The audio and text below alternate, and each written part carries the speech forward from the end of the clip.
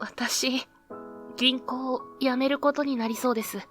受話器の向こうから聞こえてきたのは震える声。この巨大な金融機関の絶対的な方針に彼女は疑問を投げかけた。その結果、叩きつけられたのは事実上の解雇通告だった。私、これからどうしたらいいんでしょう。電話の向こうで彼女が声を詰まらせ、静かに涙をこぼす気配が痛いほど伝わってくる。この冷たい世界で彼女の純粋な正義感はあまりにも無力だった。そして俺はそんな現実をただ傍観しているだけの誇りと諦めにまみれた男だったはずだ。まっすぐすぎた彼女の小さな翼は無慈悲にもぎ取られようとしている。その時だった。俺の錆びついた心の歯車がきしみを上げて動き出した。俺が何とかするから。自分でも信じられない言葉がほとんど無意識に口をついて出ていた。そうだ、俺がやる。失ったはずの何かが、いや、ずっと心の奥底でくすぶっていた何かが激しく燃え上がるのを感じた。え？電話の向こうで彼女が息を飲む。信じられないという響き。そうだろう。今の俺はただの万年係長でしかない中年男だ。だが彼女は知らない。俺がかつて何を夢見、何に絶望し、そして何を封印してきたのかを、絶望の淵に立つ彼女を、そして失われかけた小さな希望の灯火を俺は守り抜くことができるのか。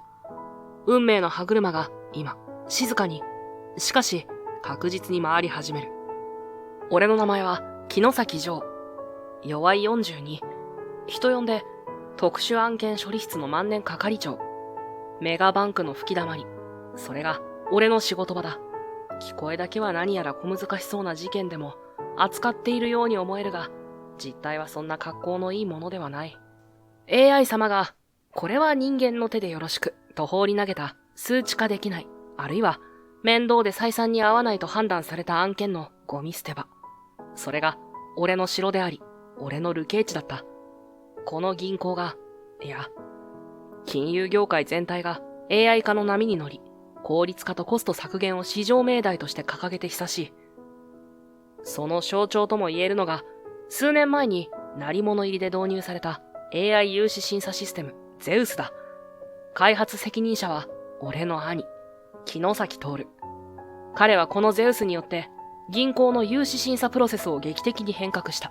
かつてはベテラン行員が何日もかけて行っていた審査業務は、今やゼウスが瞬時に、しかも人間には不可能な精度で弾き出す。その結果、銀行の作業負担は大幅に軽減され、業績は文字通りうなぎ登り。徹はその功績で AI 戦略部門のトップに上り詰め、メディアにもたびたび取り上げられる銀行の未来を作る男として一躍時の人となった。頭取をはじめとする上層部もゼウスの判断は絶対であり、銀行の成長戦略の核だと信じて疑わない。校内ではゼウスへの異議はすなわち銀行の方針への反逆とみなされる風潮すらあった。だが光が強ければ影もまた濃くなる。完璧とされるゼウスにもこぼれ落ちる案件は存在する。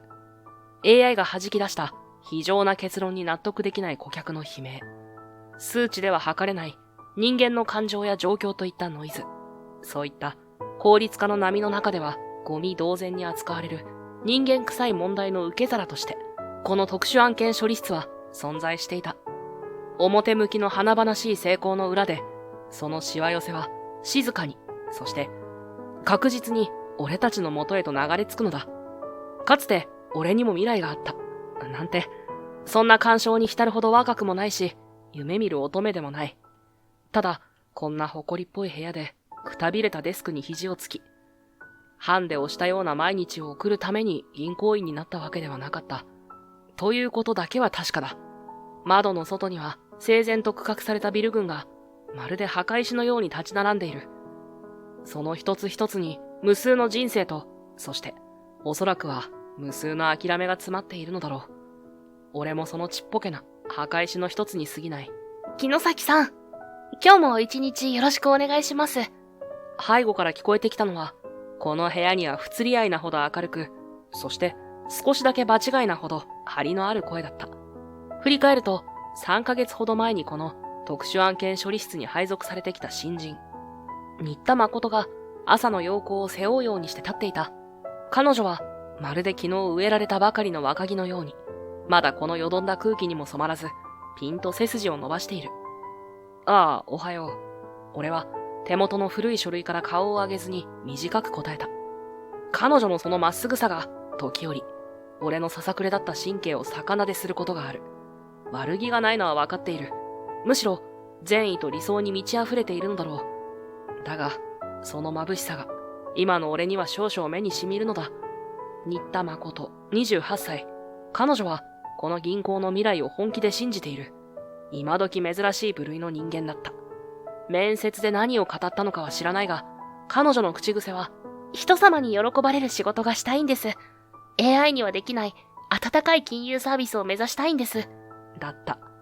その言葉を聞くたび、俺の口の端にはいつもの皮肉な笑みが浮かんでしまう。温かい金融サービスね。兄貴が作り上げたゼウスの前に、そんなものは幻想に過ぎないと、いつになったら気づくのだろうか。木之崎さん、先日の感動通商のクレームの件ですが、先方がどうしても納得されないようでして、再度、ゼウスの審査プロセスについてご説明に伺うべきでしょうか。彼女は分厚いファイルを手にしたまま、困惑した表情で俺に尋ねてきた。感動通商の件は、ゼウスが過去の些細な取引データをネガティブに評価し、追加融資を否決したという、この部署では日常的な光景だ。新田くん、その件はもういい。先方には、規定通りの審査結果だと伝えれば十分だ。ゼウスの判断は銀行の総意だと言っても過言じゃない。そうでなければ、今頃銀行の業績も、いや、木之崎執行役員の評価もこんなに高くはなかっただろうからな。俺はわざとらしく兄の名前を口にした。その名前が持つ絶対的な力を彼女にも理解させるために。しかし、それでは納得していただけないかと。長年お取引いただいているお客様ですし、今回の否決理由もゼウスの判断とはいえ、少し杓子定規すぎるように思います。食い下がる誠に、俺は内心でため息をついた。杓子定規。AI ゼウスの本質はそこにある。感情を排し、過去の膨大なデータに基づいて、冷徹に、効率的に判断を下す。それが、この銀行が求める姿であり、兄、徹が作り上げた理想の世界なのだから。納得させるのが君の仕事じゃない。決定事項を伝えるのが仕事だ。それに、ゼウスの判断に我々下っ端が口を挟む余地はない。それは分かっているだろう。俺の言葉に誠は唇をキュッと結び、何か言い返したそうな顔をしたが、結局は、はい、と力なくうなずいた。彼女のその理想と現実の狭間で揺れ動く姿は、まるで嵐の前の小鳥のようだ。いずれ、その翼も折られてしまうのだろうか。それとも、奇跡的に飛び立つことができるのだろうか。どちらにしても、俺には関係のないことだ。特殊案件処理室の日常は、大抵こうした AI が処理しきれない。あるいは、AI の判断に納得できない顧客からの問い合わせやクレーム対応、そして AI には判断できないような、あまりにも人間臭い案件の後始末に追われる。例えば、認知症の老人が亡くなった夫名義の定期預金を解約したいと言ってきたが、必要な書類が何も見つからないとか、あるいは事業に失敗し、自己破産寸前の社長が最後の望みを託して、なんとか融資をと泣きついてくるが、担保も将来性もないとか、そういった案件がまるで檻のようにこの部屋に溜まっていく。俺たちはそれを黙々と処理する。いや、処理するというよりは、規定の枠に当てはめ、丁重にお断りするという方が正確かもしれない。そんなある日の午後、一本の内線電話が鳴った。取ったのは誠だった。はい、特殊案件処理室、新田です。ええ、はい。佐伯製作所様、融資の件でございますね。かしこまりました。担当の者に連絡し、折り返します。電話を切った誠の顔はいつもより少しこわばっているように見えた。木之崎さん、本店営業部の融資課から回されてきた案件です。佐伯製作所という町工場なんですが、AI ゼウスの判断で長年継続されていた融資が突然打ち切られたそうです。社長さんがどうしても納得できないと。私担当してもよろしいでしょうか？佐伯製作所。どこかで聞いたことのある名前のような気もしたが、思い出せない。AI による融資打ち切り、またかと俺は思った。ゼウスの輝かしい功績の裏で、こうして静かに切り捨てられていく存在があることを、一体どれだけの人間が気に留めているというのだろう。好きにすればいい。ただし深入りはするなよ。決定が覆ることはまずない。俺は相変わらず手元の書類に視線を落としたまま、そう答えた。誠は俺のそのそっけない態度にも臆することなく、ありがとうございます。私、頑張ってみます。と拳を握りしめた。その姿はまるで小さな希望の炎が揺らめいているかのようだった。数日後、誠は佐伯製作所の社長、佐伯義雄と名乗る老人を伴って、この薄暗い部屋に戻ってきた。佐伯老人は使い古された作業着を身にまとい、その顔には深いシワが刻まれていたが、瞳の奥には長年ものづくりに携わってきた職人特有の静かな誇りのようなものが感じられた。この度は突然のお願いにもかかわらずお時間いただき恐縮です。佐伯製作所の佐伯義雄と申します。老人は深々と頭を下げた。誠はその隣で少し緊張した面持ちで立っている。木之崎と申します。担当は新田ですが何か。俺は椅子に座ったまま軽く会釈するにとどめた。佐伯老人の視線が一瞬俺の顔に注がれ、何かを探るように細められた気がしたが、気のせいだろう。実は長年お世話になっていた融資を先日突然打ち切るとの通知を受けましてな。理由を尋ねても AI の総合的な判断の一点張りで納得のいく説明は何一つ。うちは先代からこの地で細々とやってきた町工場でして、今回の融資が止まればもう。言葉を詰まらせる佐伯老人の横で誠が一生懸命に説明を補足する。佐伯製作所様は創業以来50年間一度も返済を遅延されたことはございません。地域からの信頼も厚く、従業員の皆さんも真面目な方ばかりだと伺っております。それなのになぜ。俺は二人の話を黙って聞いていた。話の内容はこれまで何度も耳にしたものと何ら変わりはない。ゼウスは過去の財務データ、市場の成長性、担保価値、その他無数のパラメーターを冷徹に分析し、融資の可否を判断する。そこに50年の取引実績だとか、地域からの信頼だとか、従業員の真面目さだとかいった人間的なウェットな要素が入り込む隙間はない。それがゼウスであり、それがこの銀行の現在の方針なのだ。佐伯社長、お気持ちは察しますが、AI ゼウスの判断は当行の正式な決定です。それを覆すのは極めて困難かと。俺の言葉は冷たく、そして事務的だったかもしれない。だが、それが現実だった。佐伯老人は落胆したように肩を落としたが、すぐに顔を上げ、今度は俺の目をまっすぐに見つめていった。木之崎さん、あなた様は木之崎元頭取のご子息ではございませんか。その言葉に俺の心臓がどくりと大きく跳ねた。なぜこの老人が俺の父のことを。封印していたはずの過去の扉がぎっしりと音を立ててきしんだような気がした。俺は表情を変えずに努めて冷静に聞き返した。人違いではないでしょうか。しかし佐伯老人は確信に満ちた目で俺を見据え、静かに続けた。いや、間違いありません。若い頃のお父様にそっくりでいらっしゃる。お父様には昔大変お世話になったものです。だからこそ息子のあなた様を頼ってまいりました。どうかこの通りです。我々のような小さな町工場にも生きる道を示してはいただけんでしょうか。そう言って佐伯老人は再び深く頭を下げた。その隣で誠が不安そうな、そして何かを期待するような眼差しで俺を見つめている。俺は言葉を失っていた。父の名前。そして目の前の老人の切実な願い。それは俺が長年目を背け続けてきた何かを無理やり白日のもとに引きずり出すような力を持っていた。佐伯老人が俺の父親の名を口にしてから数日、特殊案件処理室の空気はどこかぎこちないものに変わっていた。俺自身、佐伯老人の言葉がトゲのように心のどこかに引っかかっていたし、誠は誠で、俺の過去に何かあると察したのか、以前にも増して、俺の顔色を伺うような素振りを見せるようになった。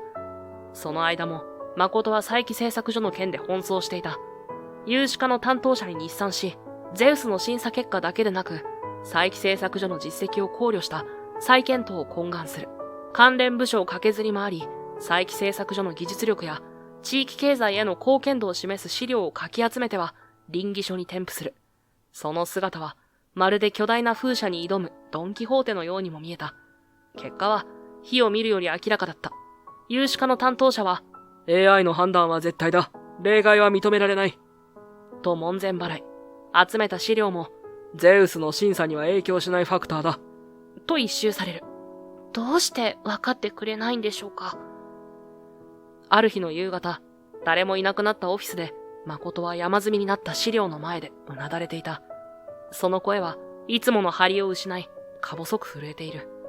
俺は黙って自分のデスクの片付けをしていたが、彼女の背中から伝わってくる疲労と落胆の色は嫌でも感じ取れた。新田くん、その稟議書の書き方じゃ、誰も目を通さんぞ。気づけば、俺はそんな言葉を口にしていた。自分でも意外だった。いつもなら、だから言っただろう、無駄な努力だ、と突き放していたはずだ。誠は驚いたように顔を上げ、潤んだ瞳で俺を見た。え？佐伯製作所の窮状と、地域社会への貢献についてなんていう、情緒的なタイトルじゃ、最初の数行でゴミ箱行きだ。もっと具体的に、数字で示せるメリットを前面に出さないと。俺は、彼女が作成した稟議書の草稿を手に取り、無遠慮に赤ペンを入れた。例えば、この長年の取引実績という部分、これを過去50年間の取引総額と、その間の貸し倒れ実績ゼロという信頼性に書き換える。それから、この従業員の生活がかかっているという訴えも、もっとドライに、融資打ち切りによる連鎖倒産のリスクと、それに伴う当行の社会的信用の失墜の可能性、といった表現にするんだ。相手が気にしているのは、人情じゃない。数字とリスクだ。まるで昔取った絹塚とでも言うように、俺の口からはスラスラと修正案が出てくる。誠は目を丸くして俺の手元を見つめていた。それから、この資料の並べ方も悪い。結論を最初に持ってきて、その根拠となるデータを簡潔にまとめる。長々と経緯を説明したところで、忙しい上司は読まない。重要なのは、彼らが知りたい情報をいかに短時間で提供できるかだ。俺は数枚の資料の順番を入れ替え、不要な部分を大胆に削除していく。かつて、俺もこうして夜を徹して稟議書を書き、上司の決裁を仰いでいた日々があった。その時の記憶が不意に蘇ってくる。城崎さん。誠が呆然とした表情で俺の名前を呼んだ。どうしてそんなに詳しいんですか？まるでずっと融資の仕事をされていたみたいです。その言葉に俺はハッとして手を止めた。しまった。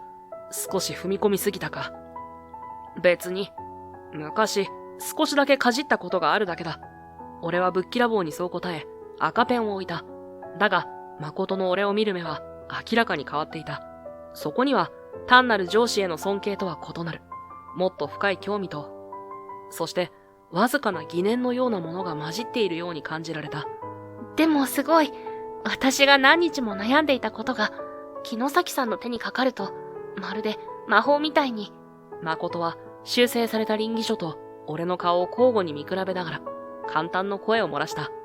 その純粋な驚きの表情に、俺の心の壁が、ほんの少しだけ音を立てて崩れたような気がした。魔法じゃない。ただのテクニックだ。それに、これで通る保証は何もない。気休め程度に考えておけ。そう言って席に戻ろうとした俺に、誠は慌てて声をかけた。城崎さん、ありがとうございます。もしよろしければ、もう少しだけアドバイスをいただけませんか？彼女の真剣な眼差しに、俺は勝手にしろ、とだけ言い残し、自分のデスクに戻った。だがその夜、俺は柄にもなく、誠が残していった佐伯製作所の資料に、再び目を通していた。それから数日、俺は誠の見えざるアドバイザーのような役割を担うことになった。もちろん、表だって手助けするわけではない。彼女の質問にぶっきらぼうにヒントを与えたり、彼女が見落としている資料のありかをさりげなく教えたりする程度だ。しかし、それでも誠の作る書類は格段に精度を増し、有志課の担当者も以前のように跳ねつけるだけではなく、わずかながら耳を傾ける姿勢を見せるようになってきていた。そんな変化を感じ取ったのは俺だけではなかったらしい。木之崎くん、ちょっといいかな。ある日の午後、特殊案件処理室に珍しい来訪者があった。兄の徹だった。相変わらず高価そうなスーツを着こなし、自信に満ち溢れた表情で俺たちの部署を見渡している。その視線はまるで動物園の檻を眺めるかのようだ。これは、木之崎執行役員。こんな吐きだめに何かご用でしょうか？俺はわざと嫌味を込めてそう言った。誠は突然の AI 戦略部門トップの登場に緊張で体をこわばらせている。相変わらず口の減らないやつだな、ジョー。お前に話がある。少し席を外してくれるか、新田くん。徹の冷たい視線が誠に向けられる。誠は慌てて、はい、失礼します。と頭を下げ、部屋から出て行った。二人きりになると、徹は俺のデスクの前に立ち、寝踏みするような目で俺を見た。お前、最近、新田という新人に妙な入れ知恵をしているそうじゃないか。やはり、俺たちの動きは筒抜けだったらしい。この銀行に、徹の息のかかっていない場所などないのかもしれない。入れ知恵とは心外だな。後輩の相談に乗っているだけですよ、執行役員殿。佐伯製作所の件だ。あの案件は、ゼウスが決定したものだ。お前が余計なことをする必要はない。徹の声には、有無を言わせぬ圧があった。ゼウスの決定が常に正しいとは限らない。そうは思いませんか？徹の眉がピクリと動いた。ゼウスは完璧だ。人間の感情や曖昧な判断を排除し、客観的なデータに基づいて最適解を導き出す。それが銀行の利益となり、社会全体の効率化につながる。お前のような過去の干渉に浸る人間に理解できることではないかもしれんがな。その言葉には、俺に対する明確な侮蔑が込められていた。俺は人間を信じたいだけですよ。AI がどれだけ進化しても、最後に責任を取るのは人間だ。そのことを、あなたはお忘れじゃないですか？ざれ言。お前はいつまでそうやって現実から目を背けているつもりだ。いいか、ジョー。新田君にも余計な期待を持たせるな。佐伯製作所の件はもう終わったことだ。これ以上首を突っ込むなら、お前にも相応の覚悟をしてもらうことになるぞ。それは明確な警告だった。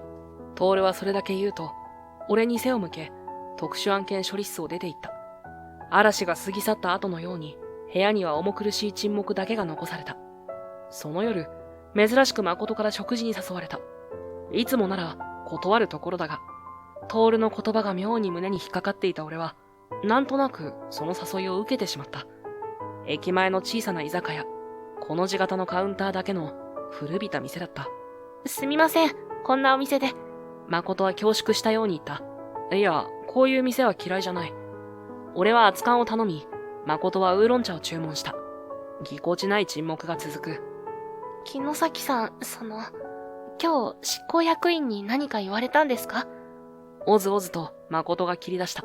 別に、いつもの嫌味だ。でも、私のせいで、木之崎さんにご迷惑をおかけしているんじゃないかと思って。気にするな。俺が勝手にやっていることだ。そう言って、俺は熱燗を煽った。酒が、妙に体に染みる。私、どうしてあんなに佐伯さんの工場にこだわっているか、お話ししてもいいですか？誠が、うつむきながらぽつりと言った。ああ。私の祖父も、小さな町工場を経営していたんです。子供の頃、よく遊びに行ってました。油の匂いと、機械の音とそれから、そこで働く人たちの笑顔が大好きでした。祖父は大きな会社にはできない、本当に心のこもった製品を作っていました。でも、誠の声が少し震えた。でも、不景気の煽りを受けて、銀行からの融資を止められてしまったんです。祖父はあちこち頭を下げて回りましたけど、結局工場は閉めることになってしまって、あの時の祖父の悔しそうな顔が、今でも忘れられないんです。彼女の瞳から一筋の涙がこぼれ落ちた。だから、佐伯さんの工場が同じように AI の冷たい判断だけで見捨てられてしまうのがどうしても許せなくて、お金を貸すってただ数字を動かすことじゃないと思うんです。人の生活や夢や未来を支えることだと思うんです。AI にはその温かさがわからないんじゃないかって。誠の言葉はまるでよどんでいた俺の心に清流が流れ込んできたかのようだった。彼女の純粋な思い、そしてその奥にある痛み、それは俺がいつの間にかなくしてしまっていたもの、あるいは見ないように蓋をしていたものだったのかもしれない。そうか。俺はそれしか言えなかった。だが、その短い言葉の中には自分でも気づかないほどの共感が込められていた。ごめんなさい。締めっぽい話をしちゃって。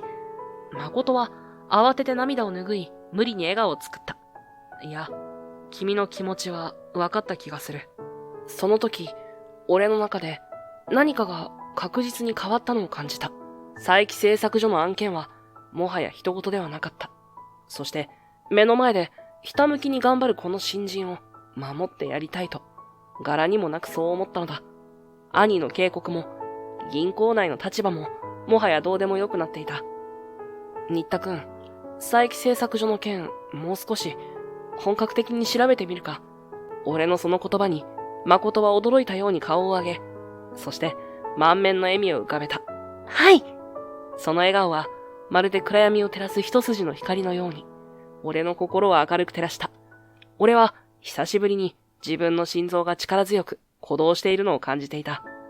居酒屋での一夜から俺と誠の関係は単なる上司と部下というだけではない。もっと複雑で、そして確かな絆のようなもので結ばれたように思う。俺たちは佐伯製作所の融資打ち切り問題の背後に隠された。何かを突き止めるべく本格的な調査を開始した。それはまるで巨大な城壁に小さなハンマーで挑むような無謀な挑戦だったかもしれない。まず取り掛かったのは、佐伯製作所の過去の財務諸表や取引記録の徹底的な洗い直しだ。ゼウスがなぜネガティブな評価を下したのか、その具体的な要因を特定するためだった。誠は持ち前の真面目さと粘り強さで、膨大な資料の中から通常では見過ごされてしまうような些細なデータや記述を拾い上げていく。俺は彼女が集めた情報をもとに、かつて叩き込まれた融資審査のノウハウを駆使して分析を加えた。木崎さん、これを見てください。佐伯製作所は3期前に一度だけ売掛金の回収遅延が発生しています。ほんの数日、金額も少額ですが、ゼウスはこれを異常値として捉えた可能性があります。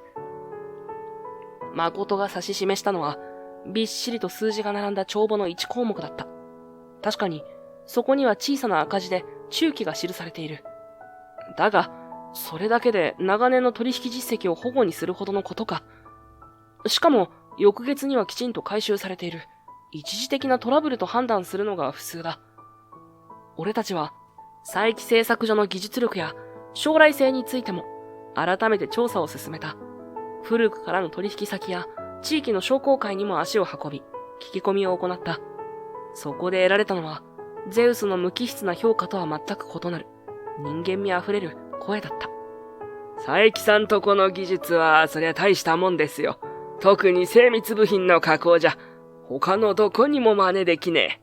社長は頑固だけど、仕事に嘘はつかねえ人だ。あんな真面目な会社が潰れちまったら、地域にとっても大きな損失だよ。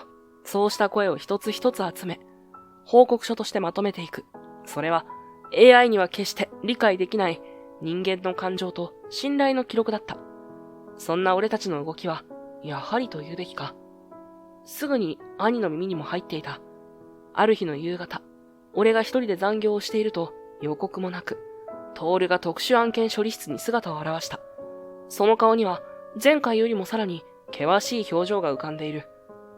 ジョー、お前、まだあの町工場の件で嗅ぎ回っているそうだな。低い声には明確な怒気が含まれていた。事実を調べているだけです。それが何か問題でも？俺は平静を装って答えた。だが、心の奥底では言い知れぬ緊張感が走っていた。問題かどうかは俺が決める。いいか？これは最後の警告だ。これ以上銀行の方針に逆らうような真似をするな。もし次に何か動きを見せたら、今度こそお前はただでは済まない。特殊案件処理室という名の保護観察所からも追い出してやる。そうなれば、お前にはもう、この銀行に居場所はなくなるぞ。トールの言葉は氷のように冷たかった。それは単なる脅しではない。彼なら本当にやりかねない。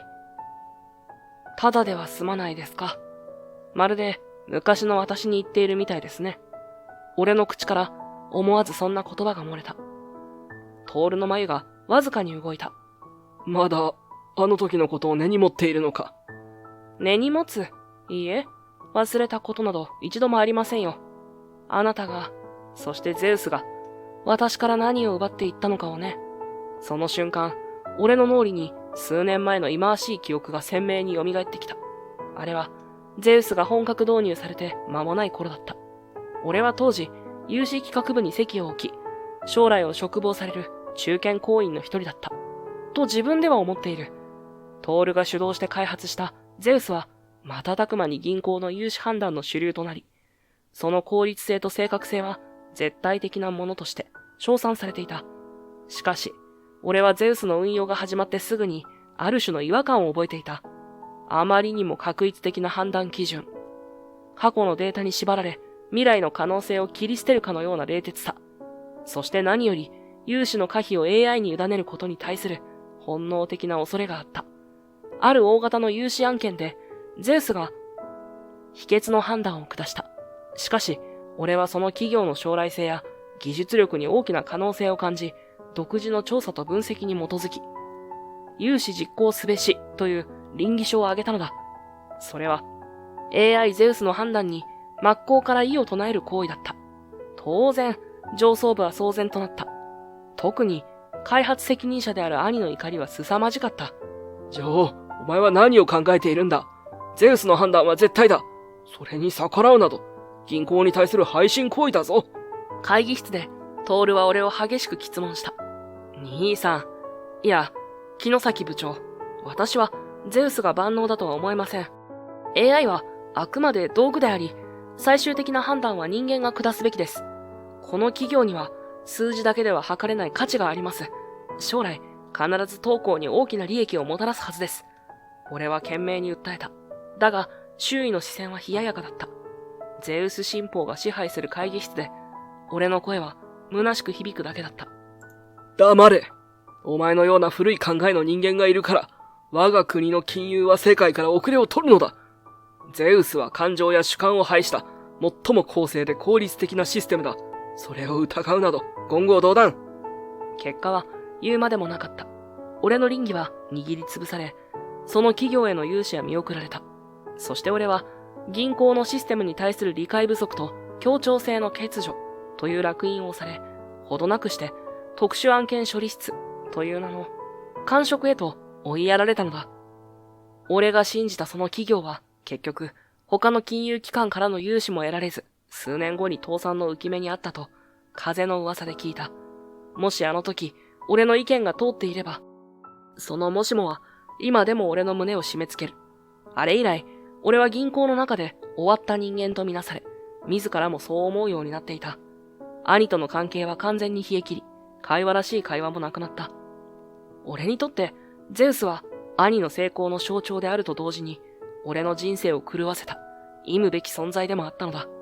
ジョー、お前がゼウスをどう思うと勝手だ。だが組織の一員である以上、決定には従ってもらう。トールの冷たい声が、俺を過去の記憶から引き戻した。もしその決定が間違っているとしたら、それでも黙って従えと。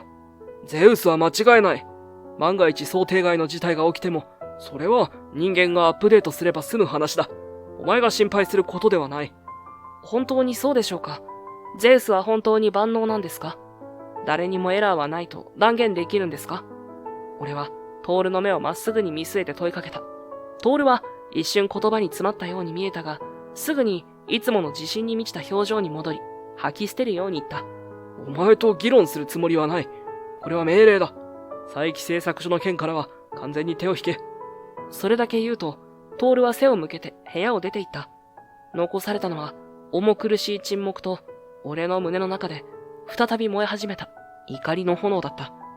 翌日、俺は誠にトールとのやりとりをすべて話した。そして、自分の過去についても、包み隠さず打ち明けた。そういうわけで、俺は一度ゼウスに逆らって失脚した人間だ。兄貴は本気だ。これ以上深入りすれば、俺だけでなく、君の将来にも傷がつくかもしれない。それでも、この調査を続ける覚悟があるか。誠は黙って俺の話を聞いていた。その表情は真剣で、瞳の奥には強い意志の光が宿っているように見えた。木崎さん、お話ありがとうございます。正直怖くないと言えば嘘になります。私には木崎さんのような経験も特別な力もありません。でも、彼女は一度言葉を切り、まっすぐに俺の目を見た。でもここで諦めたら、私はきっと一生後悔します。佐伯さんのためだけじゃありません。AI の判断だけで人の未来が簡単に左右されてしまうような世の中は、やっぱり間違っていると思うんです。私がこの銀行に入ったのは、人様の役に立ちたいと思ったからです。その気持ちに嘘はつけません。その言葉は震えていたけれど、確かだった。俺は彼女のその純粋な正義感に胸が熱くなるのを感じた。そうか、わかった。俺は短く答えた。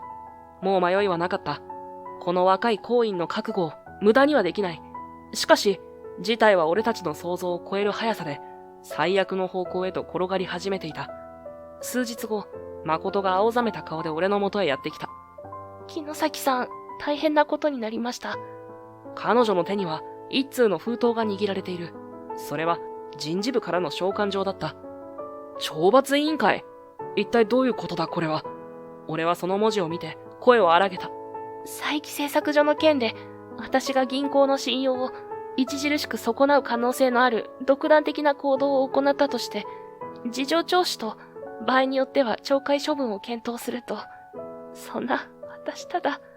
誠の声は今にも泣き出しそうに震えていた。俺は全身の血が逆流するような怒りを覚えた。これは明らかにトールの仕業だ。俺への警告を無視したことに対する卑劣な報復。そして、誠をスケープゴートにして、俺たちの動きを完全に封じ込めようという魂胆だろう。俺の過去の二の舞だけは避けたいと思っていたのに、まさかこんな形で誠がその犠牲になろうとは。俺は自分の無力さと兄に対する激しい怒りで奥歯を強く噛み締めた。心配するな、新田くん。これは俺の問題だ。君に責任はない。でも、いいから落ち着け。必ず何とかする。俺はそう言ったものの、具体的な打開策などすぐに見つかるはずもなかった。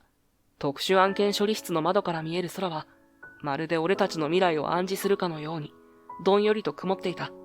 誠への懲罰委員会の召喚状を握りしめ、俺は怒りと焦燥感に駆られていた。こんな卑劣なやり方で、俺たちを黙らせようとするのか。俺はいても立ってもいられず、兄の執務室へと向かった。アポイントもない無謀な突撃だった。兄さん、新田くんのことどういうつもりですか？案の定、トールは眉一つ動かさず、デスクの向こうで冷ややかに俺を見下ろしていた。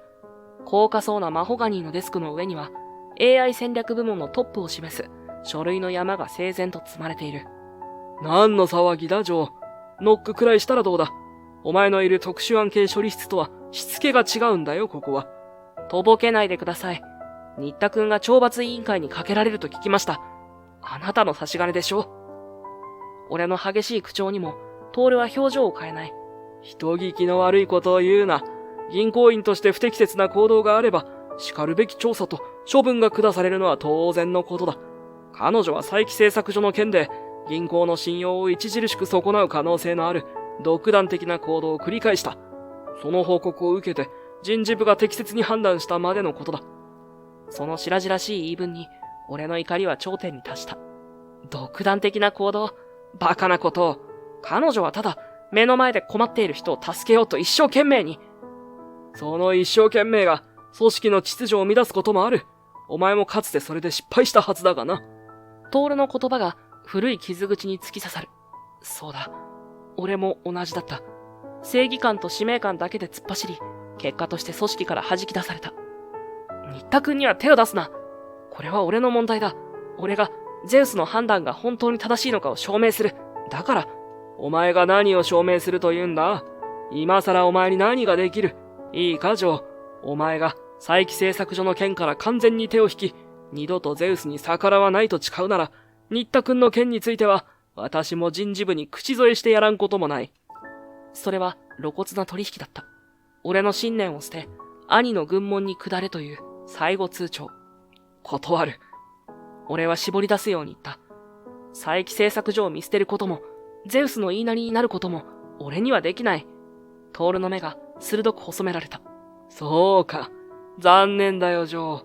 お前は最後まで変われないらしいな。新田君には気の毒だが、自業自得というものだ。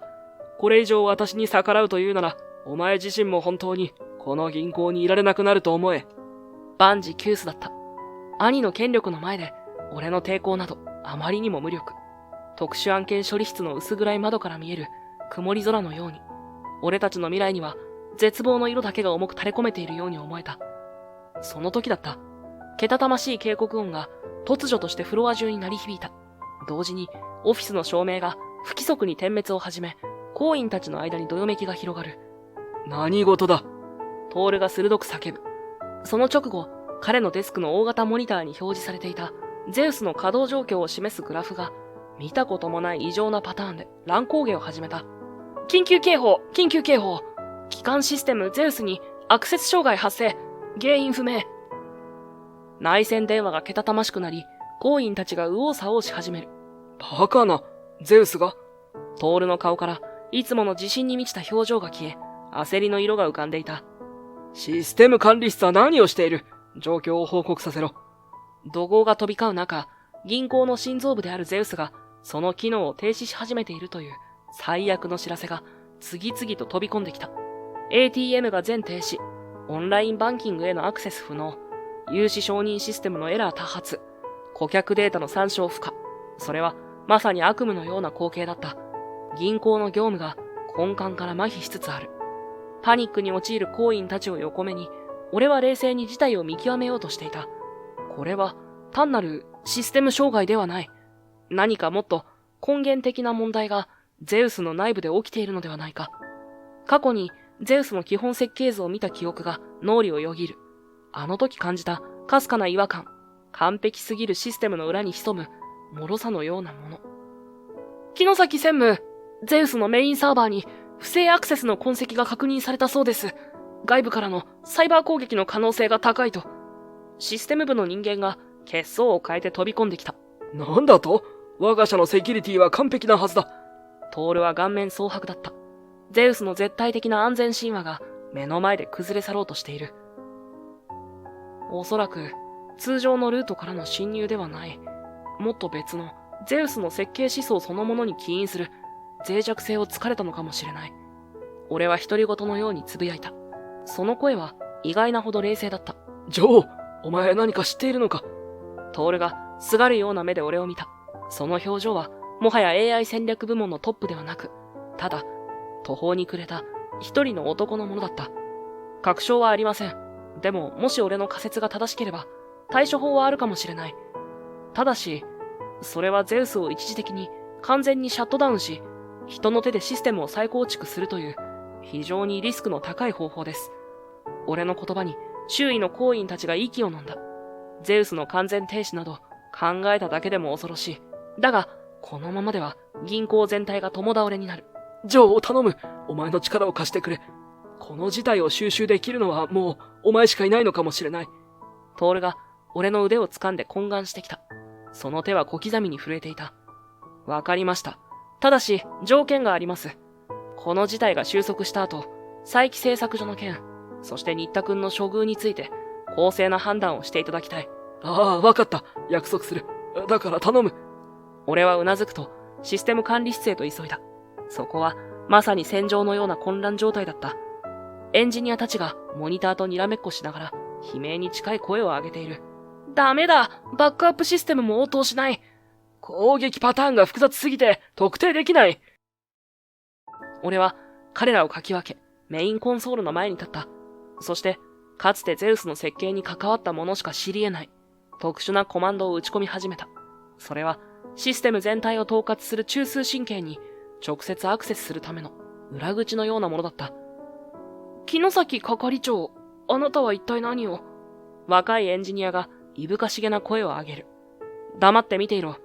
AI が作り出した迷路なら、それを作った人間自身の手でしか出口は見つけられない。俺はキーボードを叩きながら集中力を高めていく。ゼウスの複雑なプログラムコードの本流の中から、不正アクセスの痕跡とシステムを不安定にしている根本原因を探り出す。それは大会の中から一本の針を見つけ出すような作業だった。だが、俺には確信があった。このシステムの弱点は、その完璧さゆえの柔軟性のなさにある。数十分がまるで数時間にも感じられた。額から汗が流れ落ちる。指先が痺れてくる。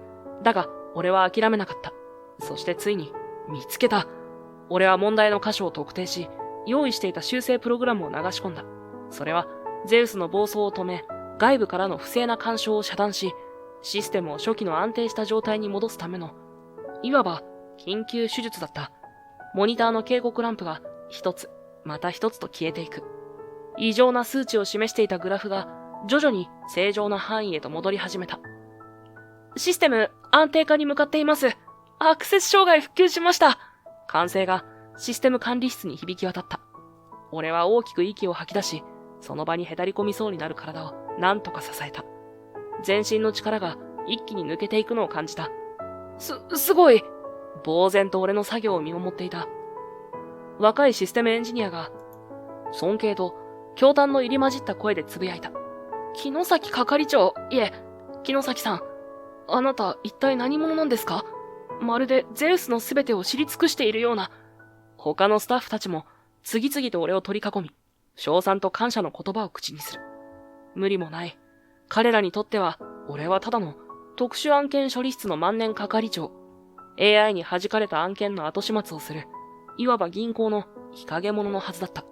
その俺が銀行の心臓部であるゼウスの暴走をたった一人で食い止めてみせたのだから。昔、少しだけこういうものに夢中になった時期があっただけだ。俺は曖昧に笑ってごまかしたが、彼らの視線は依然として熱っぽい。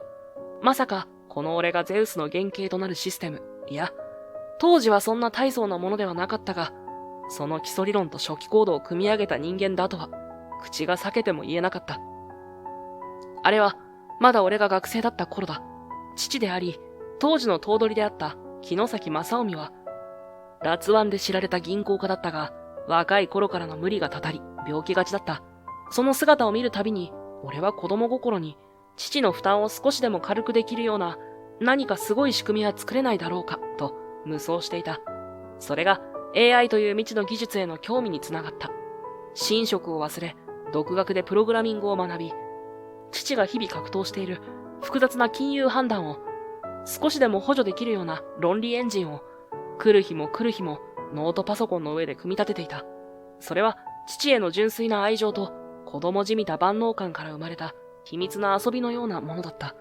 しかし実際にこの銀行に入り、生身の人間と向き合い、彼らの喜びや悲しみ、そして切実な願いに触れるうちに俺の考えは変わっていった。数字やデータだけでは測れない人の心の重み。AI がどれだけ進化しても、最後は人間同士の信頼関係が全てを決める。そう確信した俺は、かつての AI 研究を自ら封印したのだ。ぬくもりのない効率性よりも、不器用でも血の通った金融サービスの方がずっと価値があると信じたから。だが、皮肉なものだ。俺が封印したその研究データに目をつけたのが、兄のトールだった。彼は、俺の部屋の隅で、埃をかぶっていた設計図やアルゴリズムをもとに、より大規模で、より効率的なシステムへと、ゼウスを育て上げた。それは俺が夢見た、人を助ける AI とは少し違う。冷徹なまでに効率を追求する神の目だった。そして、そのゼウスが今、暴走し、兄自身を窮地に追い込んでいる。運命のいたずらとしか言いようがなかった。事態がようやく沈静化しかけた頃、役員会議室では、今回のゼウス暴走事件に関する緊急会議が開かれていた。矢面に立たされたのは、もちろん、開発責任者である兄だった。俺がシステム管理室から駆けつけると、会議室の重苦しい扉の向こうから、怒声が漏れ聞こえてきた。木崎専務、一体どういうことだねこれは。我が社の基幹システムがこれほどたやすく破られるとは。あなたはゼウスは完璧だと豪語していたではないか。声の主は、常盤康彦副社長だった。切れ長の目に冷酷な光を宿し、ねちっこい口調で相手を追い詰めるのを得意とする。校内でも野心家として知られる男だ。以前から頭取の息子でありながら AI 戦略で頭角を現すトールのことを快く思っておらず、虎視眈々とその地位を狙っていると噂されていた。AI に頼り切った結果がこれか。リスク管理はどうなっていたんだ。これでは顧客からの信頼も地に落ちるぞ。他の役員たちからも次々と厳しい言葉が浴びせられる。兄は顔面蒼白のままうつむいて唇を噛みしめている。その姿はかつての自信に満ち溢れた銀行の未来を作る男の面影もなかった。副社長は勝ち誇ったような笑みを浮かべ畳みかける。今回のシステムダウンによる損害は計り知れない。その責任はすべて開発責任者である君にある。木之崎徹君。所詮君は元頭取の七光だったというわけか。実力が伴わないまま AI というメッキで自分を飾り立てていただけだったんだな。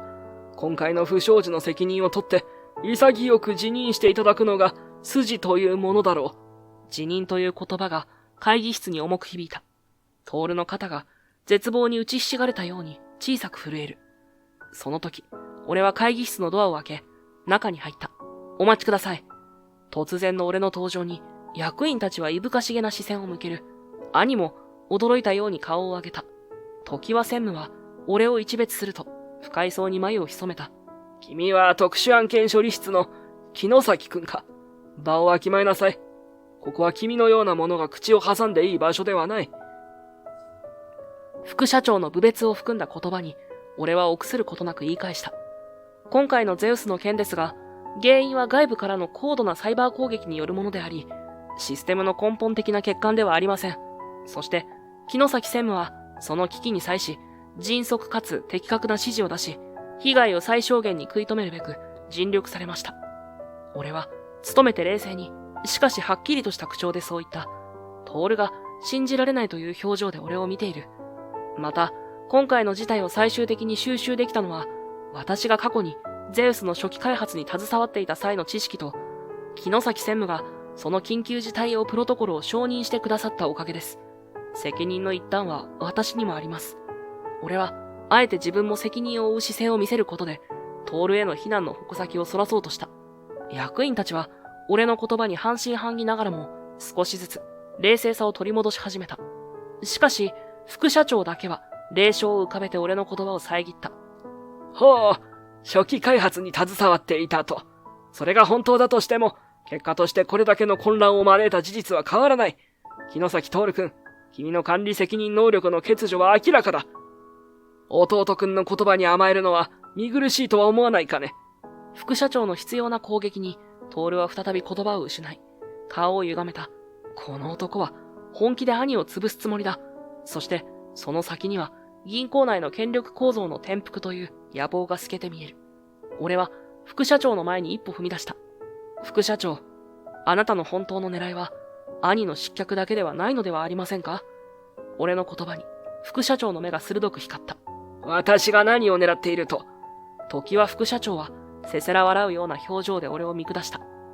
その余裕しゃくしゃくの態度が逆に彼の焦りを隠しているように俺には見えた。あなたは今回のゼウス暴走事件を利用して兄を失脚させるだけでは飽き足らず、銀行内における AI 推進派を一掃し、ご自身と思惑を同じくする勢力でこの銀行を牛耳ろうと企んでいる。そうではありませんか？俺の直接的な指摘に会議室がざわついた。常盤副社長の顔から一瞬にして笑みが消える。何を根拠にそんな馬鹿げたことを言うんだね。憶測で私を侮辱するつもりか？憶測などではありませんよ。あなたはゼウス導入計画が持ち上がった当初からそのリスクを過剰に煽り、代替システムの開発をあなたの長年の友人が経営するシステム開発会社に発注させようと画策していましたね。その計画が頓挫し、兄が主導するゼウスが成功を収めたことで、あなたは兄に対して強い遺恨を抱いていた。違いますか？俺はかつて父の書斎で偶然目にした常盤副社長と例のシステム開発会社社長との密談を示唆するメモの記憶をたどりながら言葉を続けた。確たる証拠ではない。だが、揺さぶりにはなるはずだ。そして今回のゼウスの暴走。これも、あなたにとってはまさに渡りに船だった。兄の責任を徹底的に追求し、彼を追い落とすことで、AI 戦略そのものを白紙に戻し、再びご自身の息のかかったシステムを導入する道を開こうとしている。そう考えれば、あなたのこれまでの言動には全て辻褄が合う。時は副社長の額に油汗が滲み出ていた。くだらん妄想だ。私がそんなことをするメリットがどこにある？メリットですか？例えば、新型システム導入に伴う莫大な利権。そして何より、このメガバンクを手中に収めるという、あなたの歪んだ野心を満たすこと。それ以上のメリットがあなたにとって他にありますか？俺の言葉は確信に満ちていた。それは単なる推測ではない。彼の目の奥に宿るどす黒い権力欲を見抜いた上での断言だった。証拠でもあるのかね？君のその悪意に満ちた作り話の。時は副社長が声を荒げて反論する。だが、その声には先ほどまでの威圧感はなかった。決定的な物証は今のところありません。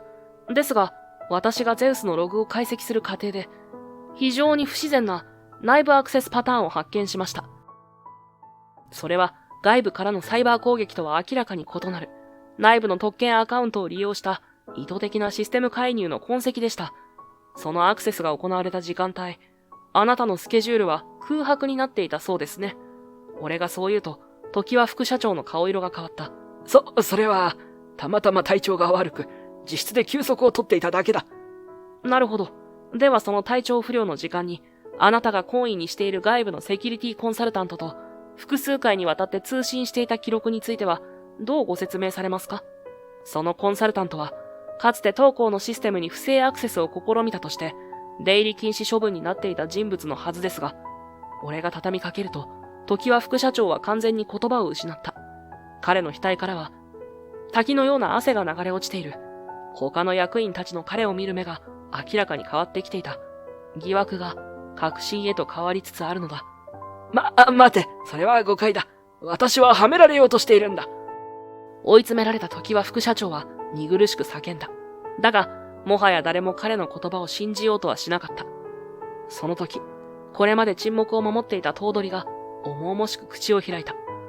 時は君、君には今回の件について改めて詳しく事情を聞かせてもらう必要があるようだ。それまで君の執行権限は一時停止とする。調査委員会を立ち上げ、事実関係を徹底的に調査する。頭取のその言葉は事実上の戦力外通告だった。副社長は怒りと屈辱に顔を歪ませ、何も言えずに会議室を後にした。その背中はまるで敗残兵のように力なく垂れ下がっていた。嵐のような時間が過ぎ去り、会議室には俺と兄、そして数人の役員だけが残されていた。騒動が収まった後、俺と徹は二人きりで頭取室に呼ばれた。そこには父の代から使われている重厚なデスクと壁一面の本棚。そして窓の外には少しずつ夕闇に包まれようとする都会のビル群が見えた。ジョー君、トール君。まずは二人とも本当にご苦労だった。君たちの父上、木之崎元頭取もきっと今の君たちの働きを誇りに思われるだろう。特にジョー君、君の勇気と冷静な判断がなければ、銀行は未曾有の危機を乗り越えられなかった。本当に感謝している。そして君がゼウスの原型を作っていたとは驚いたよ。恐縮です。若気の至りでした。俺は少し照れながら頭を下げた。頭取は今度はトールに向き直った。トール君、君にも今回の件では大きな責任がある。だが同時に、君が心血を注いで作り上げたゼウスが、我々の銀行の発展に大きく貢献してきたことも事実だ。今回の教訓を生かし、より安全で、そして何よりも、人に優しいシステムへと再構築していく責務が、君にはある。はい、肝に銘じます。トールは力なくうなずいた。その表情はまだ硬い。頭取が席を外し、部屋には再び、俺と兄の二人だけが残された。しばらく気まずい沈黙が流れる。先に口を開いたのは兄だった。ジョー。その声はかすれていた。俺はずっと間違っていたのかもしれないな。兄は窓の外に視線を向けたまま、ぽつりぽつりと語り始めた。親父はいつもお前のことを褒めていた。その自由な発想と人を思いやる優しい心を。俺にはそれが眩しすぎたんだ。俺は、親父の期待に応えようと一生懸命だった。だが何をしても、どこかお前にはかなわないような気がしていた。だから俺は、力を求めたのかもしれない。ゼウスという絶対的な力をな。彼の横顔は夕日に照らされて、どこか儚げに見えた。お前が学生時代に描いていた、あの純粋な AI の設計思想を俺は、自分の巧妙心と、そして、おそらくはお前に対する歪んだ対抗心のために、歪めてしまったのかもしれない。ゼウスは俺にとって自分の弱さを隠し、自分を大きく見せるための分厚い鎧のようなものだったんだろうな。そして、心のどこかで自分の実力だけでは、この巨大な銀行を率いていく自信がなかったのかもしれない。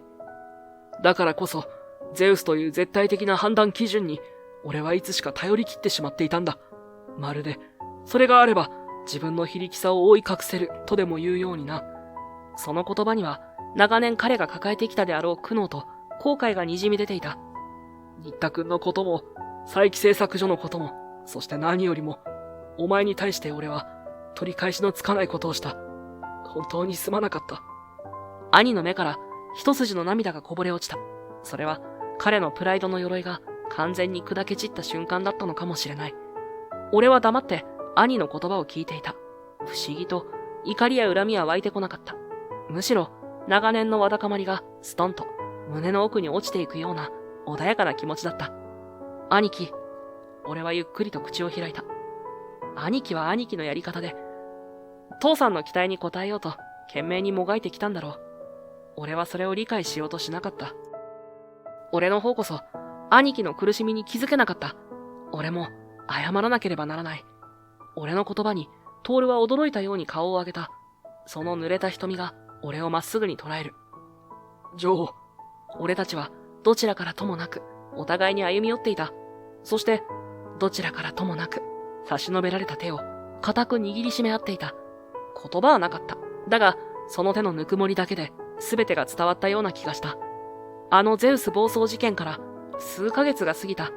銀行内は嵐が過ぎ去った後のような静けさと、同時に新たな変化への期待感に包まれていた。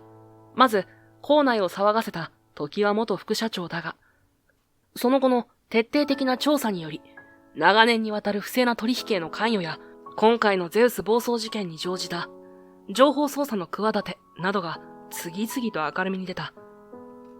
結果、彼は全ての役職を解かれ、銀行を追われる形で、そのキャリアに終止符を打つこととなった。権力にしがみつき、人を駒のように扱った者の末路は、あまりにもあっけないものだった。彼の失脚は、銀行内の権力構造に大きな変化をもたらし、旧態依然とした体質からの脱却を促すきっかけともなった。そして、俺たちの奔走のきっかけとなった佐伯製作所は、無事に融資が再開されただけでなく、その高い技術力と地域経済への貢献が見直され、銀行が新たに設けた地域創生支援融資制度の第1号案件として、手厚いサポートを受けられることになった。新製品の開発も順調に進み、工場には以前にも増して活気が戻っていた。兄は AI 戦略部門のトップからは退いたものの、新たに設置された AI 倫理リスク管理委員会の初代委員長として精力的に活動を始めていた。AI の分析力や効率性は確かに素晴らしい。だが、その力をどう使い、誰のために役立てるのか、その最終的な判断と責任は常に人間が負わなければならないんだ。会議の席でそう語る兄の姿には、かつての傲慢さは微塵もなく、深い洞察力と謙虚さを備えた指導者の風格が漂っていた。彼はゼウスを単なる効率化の道具としてではなく、人間の判断をより豊かに、より公正にサポートするための良き相棒へと進化させるべく、日夜研究に没頭している。俺も時折、その委員会にアドバイザーとして参加し、兄と意見を交わすようになった。それは、俺たち兄弟にとって、新たな形の協調であり、互いの成長を確かめ合う貴重な時間となっていた。そして、俺自身にも大きな転機が訪れていた。特殊案件処理室の万年係長だった俺は、あの事件での働きが認められ、新設された事業再生支援部の部長代理という大役を任されることになったのだ。AI の審査だけでは見捨てられてしまう可能性のある企業に対し、その将来性や技術力、そして経営者の情熱といった人間的な要素を重視し、再起の道筋を共に模索していくという、まさに俺がやりたかった仕事だった。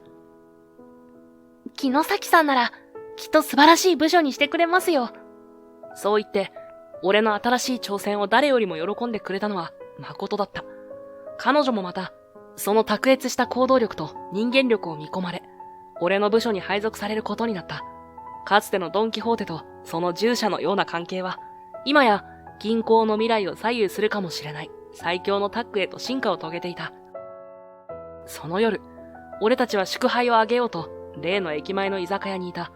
この字型のカウンターだけの古びた店。だが、俺たちにとっては忘れられない思い出の場所になりつつあった。それにしても、木之崎さんが部長代理なんて、なんだか夢みたいです。私自分のことみたいに嬉しいです。誠は、熱燗の杯を手に、心からの笑顔を向けてくる。その屈託のない表情は、何度見ても俺の心を和ませる。まあな、俺自身まだ実感が湧かないが、だがこれも新田くんがいてくれたおかげだ。君のあのまっすぐさがなければ、俺はとっくに諦めていたかもしれない。俺がそう言うと、誠は少し首を横に振った。そんなことないですよ。私の方こそ、木之崎さんに導いてもらってばかりです。あの時、佐伯製作所さんの件で、木之崎さんが稟議書の書き方を教えてくれなかったら、私はきっと途中で挫折していました。それに、誠はそこで少し言葉を区切り、ほんのり頬を染めながら続けた。それに、木之崎さんと一緒にいると、なんだかすごく安心するんです。どんなに大変なことでも、木之崎さんがいれば大丈夫だって思える。それに新しい木之崎さんの一面を知るたびに、もっともっと木之崎さんのことを知りたくなって。その言葉と、潤んだ瞳でまっすぐに見つめてくる視線に、俺は思わず、心臓が大きく跳ねるのを感じた。これは、二人の間には、もはや上司と部下という壁はなく、互いを深く信頼し合う同志としての、そして、それ以上の温かい感情が流れているのは、俺も薄々気づいていた。だが、彼女の口からはっきりと好意を伝えられると、どうしようもなく動揺してしまう。新田くん、俺は、もう42だぞ。君とは一回り以上も年が離れてる。それに見ての通り、これまでパッとしない銀行員人生を送ってきた、ただのおじさんだ。君にはもっと若くて、将来性のあるふさわしい相手がいるんじゃないか。自重気味な笑みを浮かべながら俺はそう言った。彼女の若さと輝きが眩しくて、自分のくすんだ過去と比べてしまう。しかし、誠は俺の言葉を遮るように真剣な表情で、そして少しだけ怒ったような顔で言った。年齢なんて私には関係ありません。私が好きになったのは今の木之崎さんです。木之崎さんがこれまでどんな人生を送ってきたとしても、私が知っている木之崎さんは誰よりも優しくて頼りになって、そして自分の信念を貫く強さを持った素敵な人です。彼女の言葉はまるで清流のように俺の心に流れ込んできた。そのまっすぐな瞳には一点の曇りもない。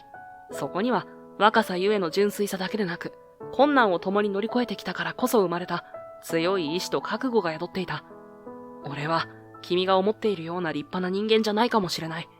不器用で遠回りばかりしてきた男だ。それでもこんな俺でよければ、これからも君の隣を歩かせてもらえないだろうか。それは精一杯の俺の告白だった。誠の美しい瞳からポロポロと大粒の涙がこぼれ落ちた。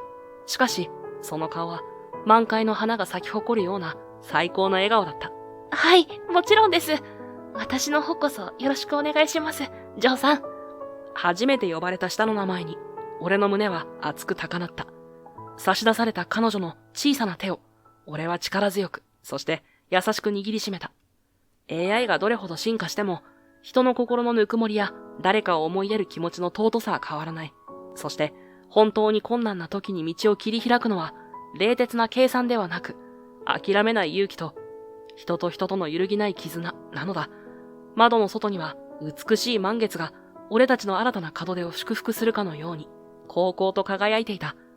その優しい光に見守られながら、俺は愛する人と共に希望に満ちた未来への一歩を力強く踏み出したのだった。